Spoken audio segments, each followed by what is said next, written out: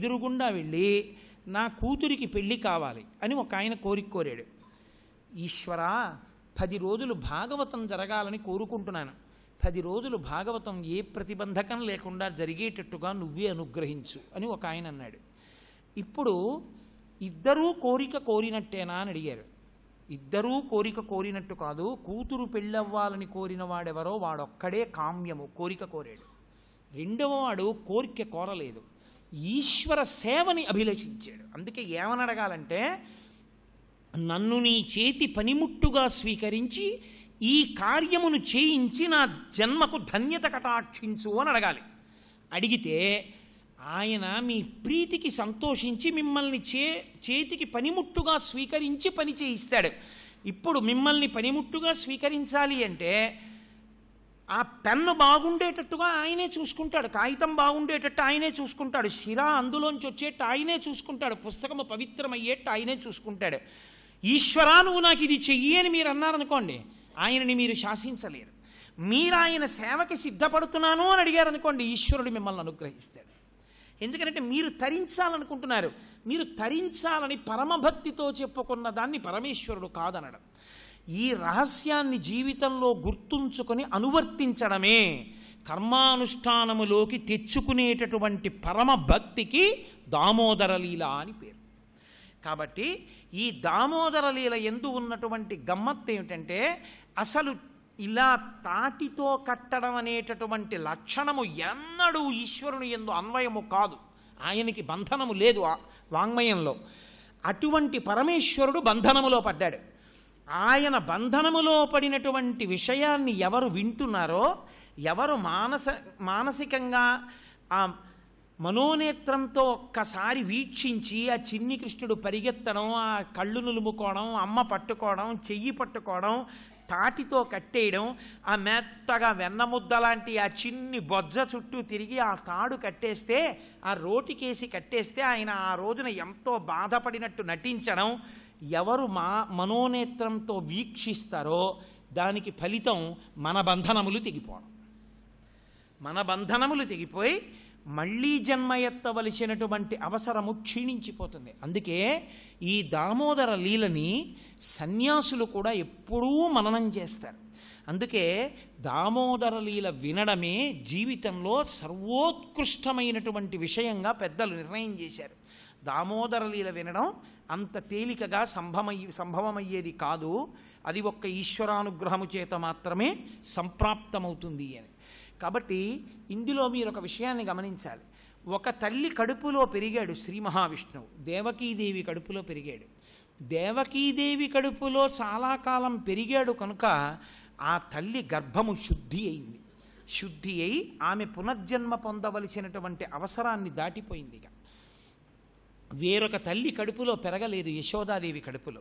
యశోదాదేవి కడుపులో పెరగకపోయినా కన్న తల్లి దేవకీదేవి కన్నా పెంచిన తల్లి యశోదాదేవి అంత ప్రేమతో పెంచింది. అంత ప్రేమతో పెంచినటువంటి యశోదాదేవికి కూడా కన్న దేవకీదేవి కన్నా ఒక అద్భుతమైనటువంటి కానుకొకటి చిరస్థాయిగా యుగములు మారిపోయిన లోకంలో నిలిచిపోయేటటువంటి ఒక లీల రూపంలో ఆమె పేరు స్మరింపబడేటట్టుగా, ఆమెతో సంబంధం ఉండి లోకంలో మిగిలిన వాళ్ళ బంధనములు తెగిపోయేటట్టుగా, అమ్మ కడుపులోంచి బయటికి వచ్చాక నాభీబంధాన్ని కోసేస్తారు, బొడ్డు కోసేస్తారు. నాభీబంధం తెగిపోయి హృదయబంధం ఉండిపోతుంది, నా కొడుకు అన్న తాపత్రయం ఉండిపోతుంది. అందుకే తన ఐదోతనానికి కారణమైన భర్త జీవించి ఉన్నా తన శరీరం పడిపోయాక ఆయన చేతిలో కాలిపోవడాన్ని కూడా ఆ స్త్రీ ఇష్టపడదు. కొడుకే చితి పేర్చేస్తాడు, అగ్నిహోత్రం వెలిగించేస్తాడు. కాబట్టి తల్లికి హృదయ బంధం. అమ్మ నన్ను ఒక తల్లి కడుపులో కంది, నువ్వు నన్ను కడుపులో కనకపోవచ్చు, కానీ నన్ను కొడుకు అన్న భావనతో ఇంత కష్టపడి పెంచావు, వెన్న పెట్టావు, పాలు తాగించావు, స్తన్యం ఇచ్చావు, అన్నం పెట్టావు, కొడుకు కొడుకు అనుకుని ఇంత ప్రేమగా చూశావు.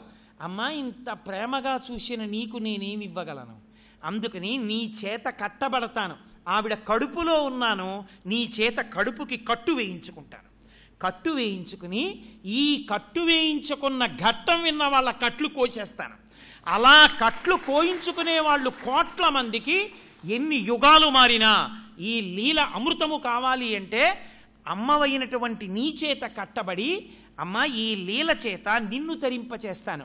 దామోదర లీల ఉన్నంత కాలము అన్ని ఆశ్రమాల వాళ్ళు యశోదాదేవిని తలుచుకోవలసిందే. దామోదర లీల చెప్పుకోవాలి అంటే యశోదాదేవిని స్మరించకుండా ఎలా చెప్తారు? కట్టింది ఆవిడే. కాబట్టి అమ్మ యుగం మారిపోయినా యశోద మాత్రం చిరస్థాయిగా ఉండిపోతుంది. దేవకీదేవిని అంత స్మరిస్తారో స్మరించారో తెలియదు, కానీ యశోదాదేవిని మాత్రం స్మరించి తీరవలసిందే దామోదర లీల వల్ల. అమ్మ అంత గొప్ప కానుక నీకిస్తాను, అందుకని ఆ తల్లి కడుపులో నే పెరిగాను, ఈ తల్లి చేత కడుపుకి కట్టు వేయించుకుంటాను. వేయించుకుని యుగాలే మారిపోని ఏమైపోని నా నడుం మీద మాత్రం ఆనాడు నువ్వు కట్టినటువంటి తాటి మత్స అలాగే ఉండిపోతుంది. ఉండిపోయి నన్ను చూసినటువంటి దేవతలు, ఋషులు, లక్ష్మి కూడా నన్ను దామోదర అని పిలుస్తారు. దామోదర అంటే సమస్తమైన ఐశ్వర్యము ఆయన కడుపులోనే ఉంది అని గుర్తు. కాబట్టి అటువంటి దామోదర అనేటటువంటి లీల నీ పేరు మాదిగానే వస్తుంది అన్నది ఆయన లోపలి సంకల్పం. ఆ తల్లి రోటికి కట్టింది. కట్టిన తరువాత ఏమీ తెలియనటువంటి ఆజ్ఞుడైన బాలుళ్ళ ఆ రోలు ఈడుస్తూ వెడుతున్నాడు. అక్కడ 2 పెద్ద మద్ది చెట్లు ఉన్నాయి. ఆ 2 మద్ది చెట్ల మధ్యలో ఉంచి వెళ్ళాడు. ఈ రోలు 2 మద్ది చెట్ల మధ్యలోనూ అడ్డుపడింది. ఆ రావట్లేదు. చిన్న పిల్లవాడిలా నటించాడు. ఏదో ఆ రోలు ఎత్తి నిలువుగా పెట్టి ఆ 2 చెట్ల మధ్యలోంచి తేలేని పిల్లవాళ్ళ, దొంగ ఏడుపు ఏడుస్తున్న వాళ్ళ ఇలా ఏడుస్తూ అమ్మ నన్ను కట్టేసింది, నేను లాగలేకపోతున్నాను, ఏమిటో ఈ తాటికి కట్టేసింది, నా స్నేహితులందరూ ఆడుకుంటున్నారు, నేనేమో ఆడుకోవడానికి లేదు, కడుపు నిండా పాలు ఇవ్వలేదు, పైగా నన్నేమో పట్టుకుంది, వేలు ఇలా చూపించింది, నన్ను కట్టేసింది, ఇంట్లో నాన్నగారు లేరు, ఎలా కట్టేసిందో చూడు, రోలు కట్టేసింది, నేను ఇప్పుడు ఎక్కడికి వెళ్ళను అని ఏడుస్తున్న వాళ్ళ రోలు ఈడుస్తున్నాడు. ఈ రోలు ఈడ్చడంలో, అది అడ్డుపడ్డంలో, ఇలా ఇలా ఇలా ఇలా గుంజడంలో 1కి 2 మాటలు ఆ రోలు మద్ది చెట్లకి తగిలింది. తగలడంలో ఆ మద్ది చెట్లు ఫెళఫెళారావములతో 2 మద్ది చెట్లు కింద పడిపోయాయి. అందులోంచి నలకూబరమణిగ్రీవులని 2 యక్షులు ఆ చెట్లలోంచి 2 జీవులు శరీరమును దాల్చి ఆ యక్షులుగా పైకొచ్చారు. పైకొచ్చి వాళ్ళు ఆ ఏడుస్తున్నటువంటి చిన్ని కృష్ణుణ్ణి చూసి తనని తాను రక్షించుకోలేక, తనకి వేసిన కట్లు తాను విప్పుకోలేక, తనకి అడ్డొచ్చిన రోలుని తాను తిప్పలేక, ఏడుస్తున్న పిల్లవాడిలా ఉన్నటువంటి చిన్ని కృష్ణుణ్ణి ఉద్దేశించి వాళ్ళు స్తోత్రం చేశారు. పరమేశ్వర, సమస్త బంధములను తొలగతోయగలిగిన వాడివి, ఈ బ్రహ్మాండములకన్నింటికీ అధినాథుడవు, నీవే సృజించి నీవే నిర్వహణ చేసి నీవే లయం చేస్తుంటావు. ఎవరికి నీ యందు నిరతిశయమైనటువంటి అనురక్తి కలిగిందో అటువంటి వారు ధన్యులు. నీ అనుగ్రహం లేకుండా ఏ వ్యక్తికి భక్తి కలగదు. నీ అనుగ్రహము చేత కలిగినటువంటి భక్తి నీ అనుగ్రహము చేతనే నిలబడి పరిఢవిల్లి బాగా వృద్ధి చెంది చిట్ట చివరికి అది నీలో కలిసిపోవడానికి హేతు అవుతుంది. అటువంటి భక్తి దొరకక అన్యమైనటువంటి కారణముల చేత మనుష్యులు అహంకరించి తన జన్మ ప్రయోజనాన్ని పాడు చేసుకుంటారు. ఇన్నాళ్లకి మాకు శాప విమోచనమై పరమేశ్వర నీ వల్ల మేము మళ్ళీ యక్షులమైనామని వాళ్ళు ఆ చిన్ని కృష్ణుణ్ణి ఏడుస్తున్న వాడిని ఉద్దేశించి వాళ్ళు ఒక వరం అడిగారు.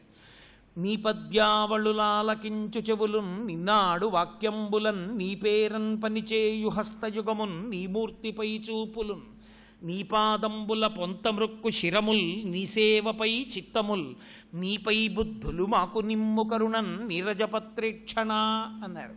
నాకు తెలిసి చాలామంది పెద్దలు ఇప్పటికీ ఈశ్వరుడు యొక్క పాదోదకాన్ని తీసుకునేటప్పుడు పూజ పూర్తి చేసి పీఠమించి లేచిపోయేటప్పుడు ఈ పద్యమే చెప్పి లేస్తారు. నీ పద్యావళులాలకించు చెవులను, ఈశ్వర మా చెవులు ఎప్పుడూ నీ పద్యములను వింటూ ఉండాలి.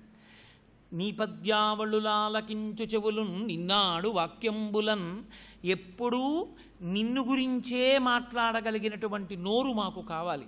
నిన్నాడు వాక్యంబులన్ నీ పేరన్ పనిచేయు హస్తయుగమున్, మేము ఏ పని చేసినా ఈ 2 చేతులతో చేసే పనులన్నీ నీకు సంబంధించినటువంటి పనులుగా, నీకు సంబంధించిన పనులే చేయగలిగినటువంటి భాగ్యము మాకు కలగాలి. నీ పేరన్ పనిచేయు హస్తయుగమున్ నీ మూర్తిపై చూపులున్, ఎప్పుడూ నిన్ను చూడగలిగినటువంటి భాగ్యము మా కన్నులకు కావాలి. అంటే మీరు నన్ను ప్రశ్న ఇయ్యచ్చు, అస్తమానం ఈశ్వరుణ్ణి చూడడం ఎలా కుదురుతుందండి, మరి ఆఫీస్ ఉండదా ఇంకోటి ఉండదా అని అడగచ్చు. ఈశ్వర తేజస్సుని చూడటమే ఈశ్వరుణ్ణి చూడటం.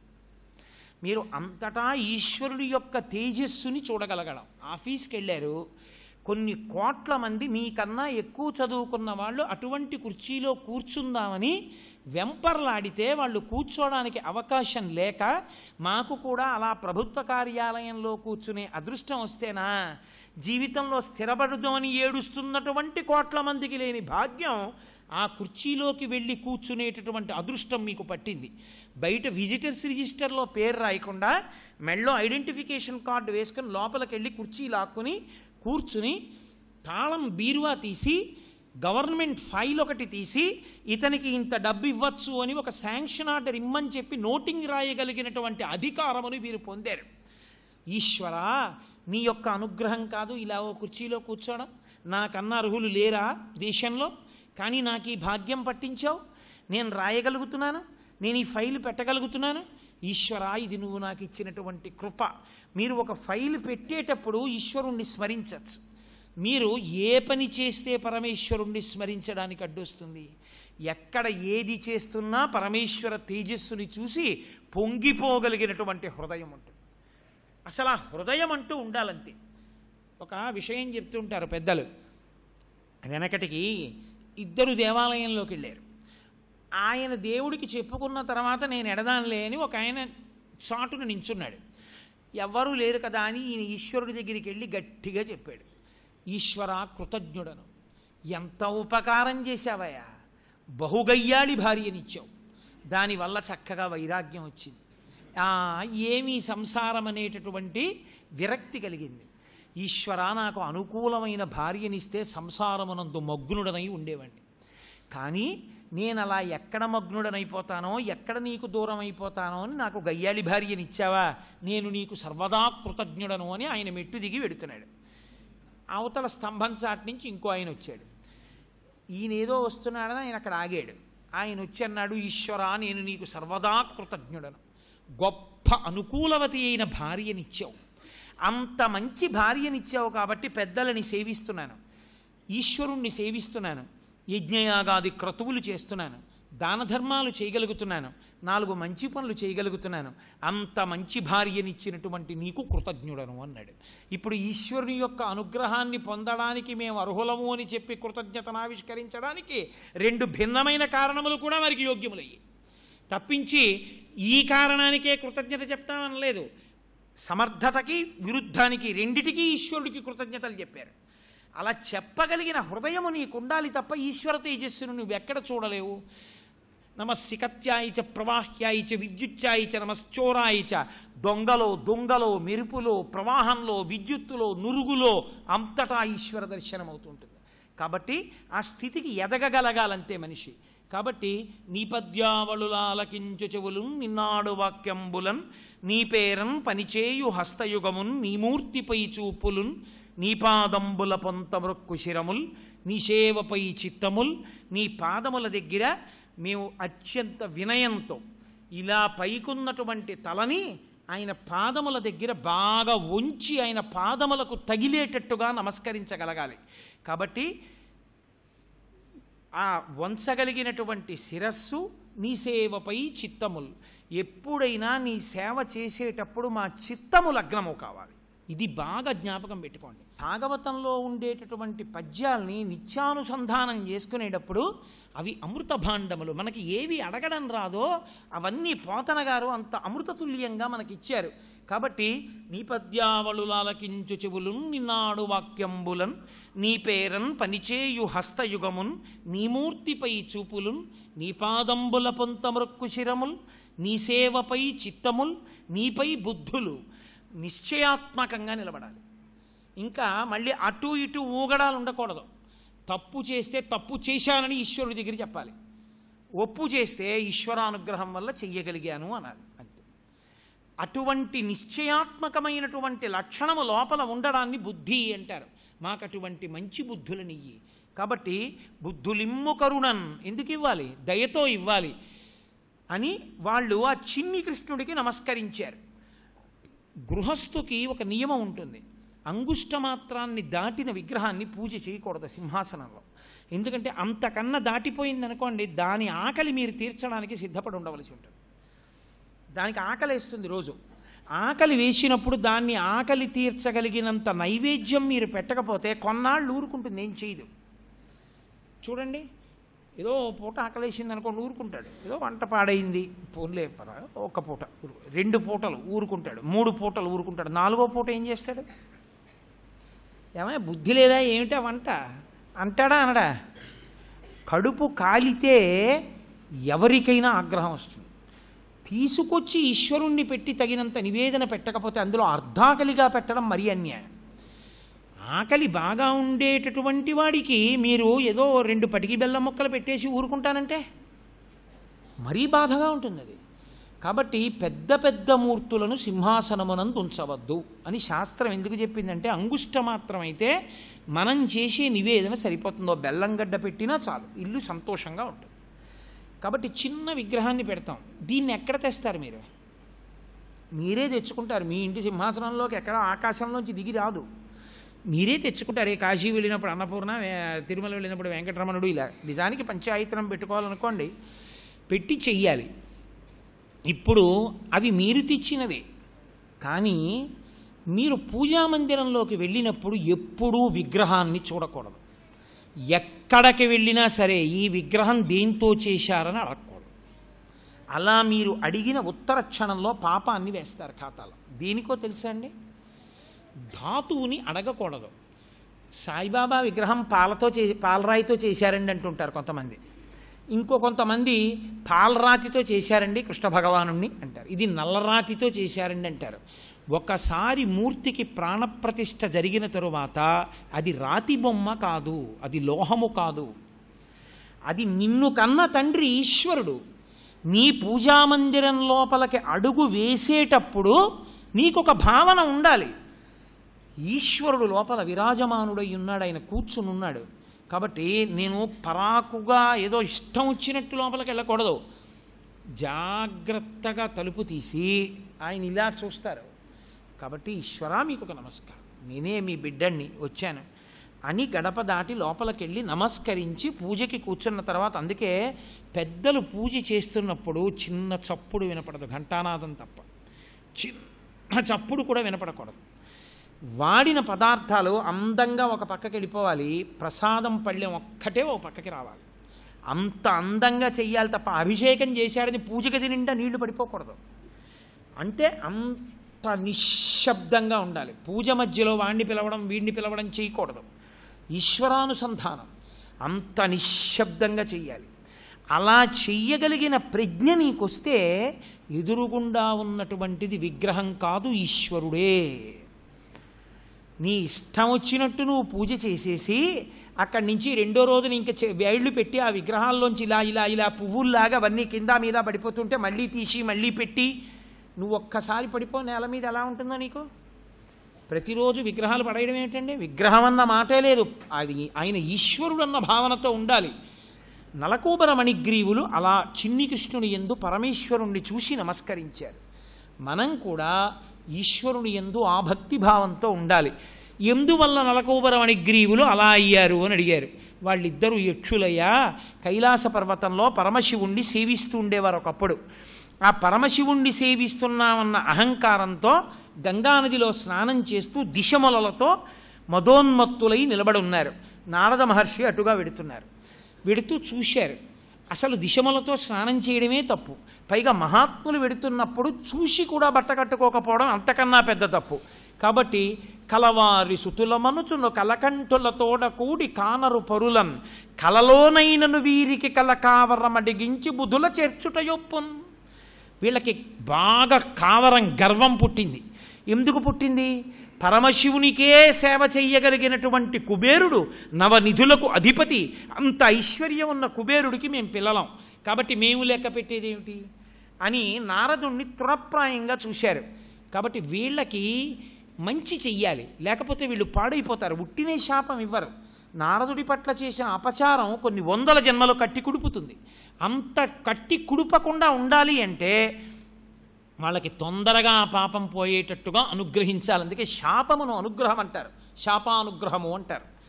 కాబట్టి ఇప్పుడు నేను వీళ్ళకి శాపానుగ్రహం ఇస్తాను, బుధులతోడ ఉండుట యొప్పున్ వీళ్ళని మంచి సజ్జనులతో కలపాలి అని.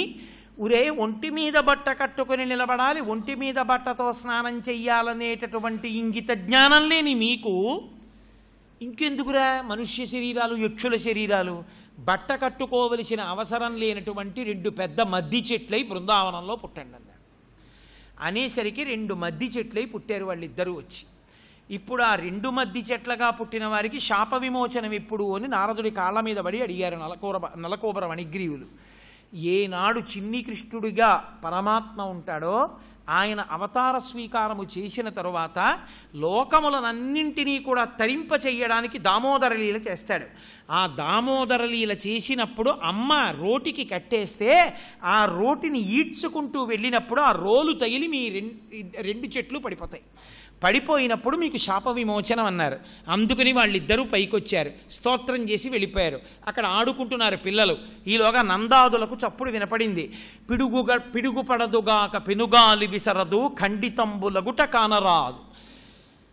బాలుడితడు పట్టి పడత్రోయజాలడు తరువులేల కూల ధరణి మీద. పైనుంచి పిడుగు పడలేదు, పెద్ద గాలి రాలేదు. వీడు చూస్తే పిల్లాడు పడతోయలేడు. ఎలా పడిపోయాయి 2 మద్ది చెట్లు? ఇన్ని వేల సంవత్సరాల నుంచి పెరిగిన మద్ది చెట్లు అనుకున్నారు. అక్కడ ఆడుకుంటున్న పిల్లలు జ్ఞానులు, వాళ్ళు చిన్న చిన్న పిల్లల రూపంలో ఆడుకుంటున్నారు. పిల్లలకి మహాత్ములకి తేడా ఉండదు, వాళ్ళ హృదయాలు స్వచ్ఛంగా ఉంటాయి. వాళ్ళన్నారు కృష్ణుడే పడగొట్టాడు రోలులాగి. అందులోంచి 2 దివ్యమైన తేజస్సు కలిగిన వ్యక్తులు వచ్చి చిన్ని కృష్ణుడిని స్తోత్రం చేసి వెళ్ళారు అన్నారు. పిల్లలు ఈ జడ్డుంబల్కేలో కంబుననైన చెప్పబడునే. పిల్లలు ఇలాగే మాట్లాడతారు, కానీ పిల్లాడేమిటి, మద్ది చెట్లు పడగొట్టడం ఏమిటి, దివ్య పురుషులు రావడం ఏమిటి, వీడిని స్తోత్రం చేయడం ఏమిటని నందుడు గబగబా వచ్చాడు. ఆ ముళ్ళు విప్పేశాడు, పిల్లాన్ని భుజం మీద వేసుకున్నాడు. యశోదాదేవి పరిగెత్తుకొచ్చింది. అమ్మో అమ్మో నా కొడుకు నాకు దక్కాడండి, లేరకపోయి కట్టేశానంది. ఈ గోపకాంతలు నాకు చాడీలు చెప్పి నా మనసు పాడి చేసేశారు, పిల్లాన్ని కట్టేశాను. అమ్మయ్యా పిల్లాడు దక్కాడమ్మా అంది. ఆ గోపకాంతలందరూ బెంగపెట్టుకున్నారు. అమ్మో నేరకపోయి చెప్పామమ్మా, ఎంత ఉపద్రవం తప్పిందన్నారు. అందరూ వచ్చారు. మళ్ళీ ఏముంది, మళ్ళీ దృష్టి తీయడం, ఆ పిల్లాడి మీద ప్రేమ, మళ్ళీ తీసుకెళ్ళడం, వాడికి పాలు పట్టడం. అలా సితివి కదన్నా యా కొంటివి కదన్నా మంచి అన్న ఏడ్పు మానుమన్నా చన్ను కుడువుమన్నా సంతతపడుమన్నా అనుచు చన్ను కుడిపే అర్భకునకు. మళ్ళీ తీసుకెడుతుంది, మళ్ళీ ప్రేమ. కళ్ళమ్మట నీళ్లు కారి ఏడి చేసి, నాన్న నేను చచ్చిపోయాను రా నాన్న, ఎంత తప్పు చేశాను రా, నిన్ను కట్టేశాను రా, చెట్లు పడిపోతే ఏమైపోదు రా నాన్న, నా అదృష్టం రా, ఇంకెప్పుడు నిన్ను ఇలా చెయ్యను రా నాన్న అంది. ఏడు చేసింది, కళ్ళు తుడి చేసుకుంది, పాలు తాగమంది. పిచ్చి తల్లి యశోద. కాబట్టి ఆ అమ్మకి ఉన్నటువంటి ప్రేమకి కట్టుబడిపోయే మళ్ళీ వెంకటరమణుడిగా అవతార స్వీకారం చేస్తే ఆ తల్లిని బకుళమాతగా తీసుకొచ్చి ప్రతిరోజు అమ్మని సేవించి పడుకుంటూ ఉంటాడు మహానుభావుడు. సర్వం శ్రీ ఉమామహేశ్వర పరబ్రహ్మార్పణమస్తు. స్వస్తి.